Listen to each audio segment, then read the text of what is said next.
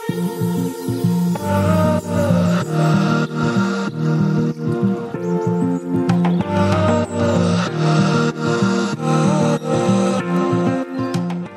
Morning বন্ধুগণ, welcome to my channel again. আজকে হলো 8 তারিখ, 8ই এপ্রিল। গতকাল রাতে যেমনটা তোমরা দেখলে যে আমরা লাচেন এসে পৌঁছেছি। তো আজকে এই সকালবেলায়, এখন বাজে 6:38, এই সকালবেলায় এখন আমরা বেরোচ্ছি গুরুদংমারের উদ্দেশ্যে। একটু বেরোতে লেট হয়ে গেছে, তো সবাই রেডি হতে হতে একটু টাইম লেগে গেল। তো এবার ফটাফট এবার বেরিয়ে যাই, আর লেট করব না, রাস্তায় দেখা হচ্ছে। ঘড়িতে এখন বাজছে 6:45 আর আমরা ফাইনালি বেরিয়ে পড়েছি। তো একটু তো লেট হলোই, চেষ্টা করব যে তাড়াতাড়ি যাতে ব্যাক করতে পারি। গুরুদংমারে তো এমনিতেই বেশিক্ষণ দাঁড়ানো যাবে না, কারণ বেশিক্ষণ দাঁড়াতে গেলেই শরীর খারাপ হয়ে যাবে। 15 মিনিট 20 মিনিট এটাই ঠিক আছে। বেশি শ্যুট করতে পারছি না, কারণ জায়গায় জায়গায় আর্মি ক্যাম্প আছে, তো সেখানে শ্যুট করা উচিত নয়। আঁকাবাঁকা রাস্তা এবং তার চারিপাশে দাঁড়িয়ে থাকা উঁচু উঁচু বরফে ঢাকা পাহাড়, এই সব দৃশ্য উপভোগ করতে করতে আমরা এগিয়ে চললাম গুরুদংমারের দিকে। এক্ষেত্রে জানিয়ে রাখি, গুরুদংমার যেতে হলে যত তাড়াতাড়ি সম্ভব লাচেন থেকে বেরোনো যায় ততই ভালো, কারণ সকাল 10টা থেকে 10:30টার মধ্যে লাস্ট চেকপোস্ট অর্থাৎ গাইগাঁও চেকপোস্ট যদি ক্রস না করা যায় তাহলে এরপরে আর আগে যেতে দেবে না। তাই যত তাড়াতাড়ি সম্ভব চেকপোস্ট ক্রস করা যায় ততই ভালো। ঘড়িতে এখন বাজছে 7:55, অলমোস্ট 8টা বাজতে গেল। আর আমরা থাঙ্গু ভ্যালি থেকে জাস্ট 1-2 কিলোমিটার দূরে এই জায়গাটা একটু দাঁড়ালাম। এখানে একটা খুব ভালো ভিউ পাওয়া যাচ্ছিলো। আর আমাদের ড্রাইভার দাদা বললো যে এখানে ব্রেকফাস্টটা করে নাও, তাই এখানে ব্রেকফাস্টটা সারার জন্য দাঁড়িয়ে পড়লাম। এদিকে সব রাইডাররা সব যাচ্ছে, এখানে অনেক ভিড় জমে আছে। চারিদিকে বরফে ঢাকা পাহাড়। ঠান্ডাটা কেমন বুঝতে তো পারছো, এই যে জানি না ক্যামেরায় বোঝা যাবে কিনা, ঠান্ডা কিন্তু বেশ ভালোই লাগছে। মুখ দিয়ে ধোঁয়া বেরোচ্ছে, হাত দুটো পুরো কনকনিয়ে যাচ্ছে একদম। বাস এখান থেকে বয়ে যাচ্ছে একটা পাহাড়ি নদী বলবো এটা। আওয়াজটা শুনছো? আওয়াজটা শুনতে পাচ্ছ কি তোমরা?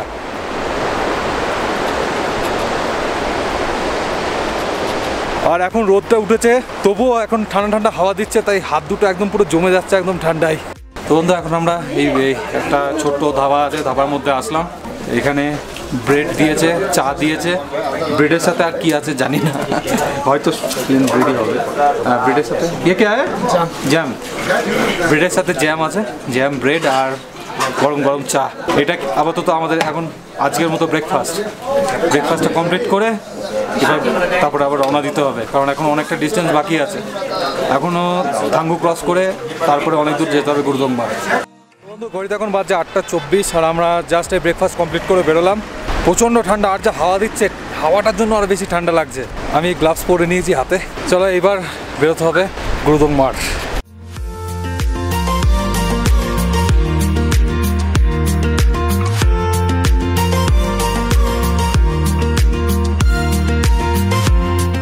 ঘড়িতে এখন বাজছে 9:34 আর আমরা জাস্ট আর 6 কিলোমিটার দূরে গুরুদংমার লেক থেকে। বেশ কিছু দূর আগে থেকে যে পুরো ভিউটা পরিবর্তন হয়ে গেল। এতদিন ধরে শুধু এইগুলো ভিডিওতে দেখে এসেছি, শুধু ভেবেছি কবে আসবো। আজ এই আশাটা সফল হচ্ছে আমার এবং আমার ফ্যামিলির সবারই। ধু ধু করছে পুরো চারিদিক, এত চওড়া ভ্যালি, গাছপালার কোনো চিহ্ন মাত্র নেই। পেছনে আর্মি চেকপোস্টে টয়লেটে যাওয়ার জন্য নেমেছিলাম, জাস্ট একটু হেঁটেছি, ব্যাস হাফ ধরে গেছে। এখন গাড়িতে বসে কিছুটা অ্যাডজাস্ট হয়ে এসছে। বেশি জোরে কথা বললেই একটু হাফ ধরে আসছে। তবে হ্যাঁ, এক্সাইটমেন্ট কিন্তু পুরো ভরপুর আছে একদম। এই যে পেছনে মা আর বোন বসে আছে, বাবা আমাদের সাথে আসেনি। বাবা বললো রুমে থেকে যাবে। রুমের যিনি ওখানকার ওনারা আছে আঙ্কেল আন্টি, ওনাদেরকে বলে আসলাম। ওনারা বলেন যে কোনো চিন্তা করো না, আমরা দেখে রাখবো। বাবা আগে একবার এখানে ঘুরে গেছে, গুরুদংমার লেক, সিকিম সব ঘুরে গেছে, তাই বাবা বললো আমি তো একবার দেখেছি, তাই আমি আর রিস্ক নেবো না, তোমরা যাও। তাই আমরা আসলাম, ডিকে ভাইয়া আমাদেরকে নিয়ে চলে আসলো। আর চারিদিকটা সত্যি কি বলবো, বলার কোনো ভাষা নেই, সিরিয়াসলি বলার কোনো ভাষা নেই।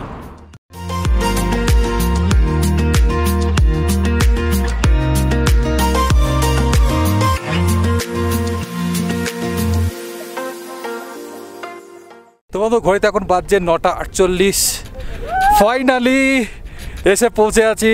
আমার মুখে স্মাইলটা দেখে তো বুঝতেই পারছো, ফাইনালি এসে পৌঁছে গেছি দ্য মাইটি গুরুদংমার লেক। এখানে এসে ঠান্ডা হাওয়া দিচ্ছে ঠিকই, কিন্তু ওহো, একটা আলাদা ফিলিং, মুখে বলে বোঝানো যাবে না। এই ফিলটা একদম নিতে হবে।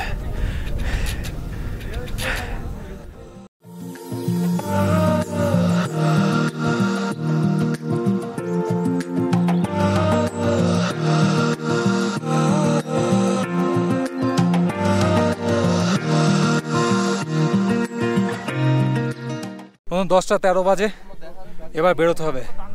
থেকে থেকে এবার শরীরে খুব অবস্থা খারাপ হয়ে যাচ্ছে। আমি গোপ্রোটা লাগালাম, লাস্ট একবার ফাইনাল দেখিয়ে দিচ্ছি তোমাদেরকে। প্রচণ্ড মাথা ঘুরছে, আর থাকা যাবে না। এবারকার মতো গুড বাই গুরুদংমার।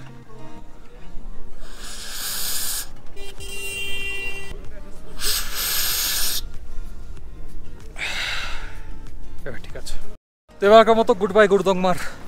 মা বোনের সবারই শরীর খারাপ করছে। লাস্ট মোমেন্টে আমার এসে একটু মাথাটা ঘুরে গেল। ঘুরছে লাস্ট মোমেন্টে আমার একটু মাথাটা ঘুরে গেল, তাই আমি একটু অক্সিজেন টেনে নিলাম, একটু ঠিকঠাক করে জল টল খেয়ে নিলাম। এখানে প্রচণ্ড শ্বাসে কষ্ট হচ্ছে।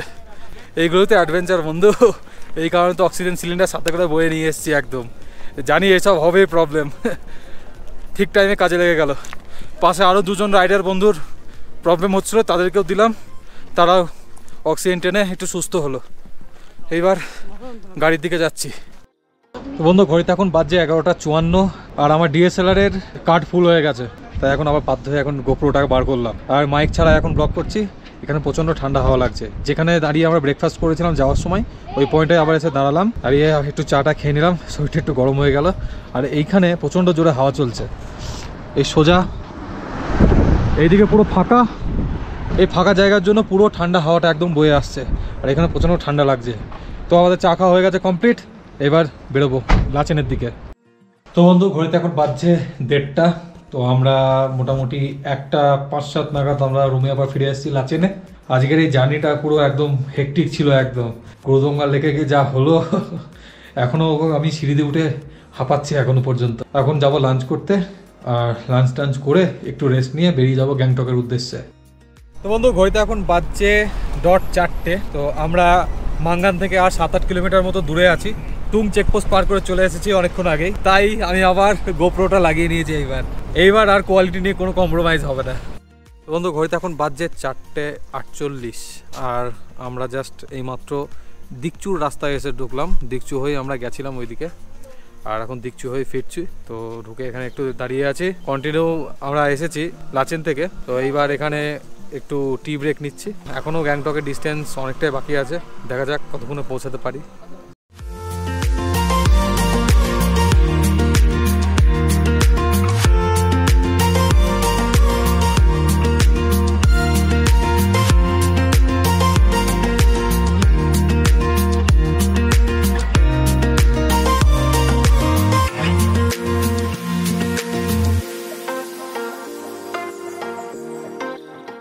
বন্ধু এখন ঘড়িতে বাজছে 8:45।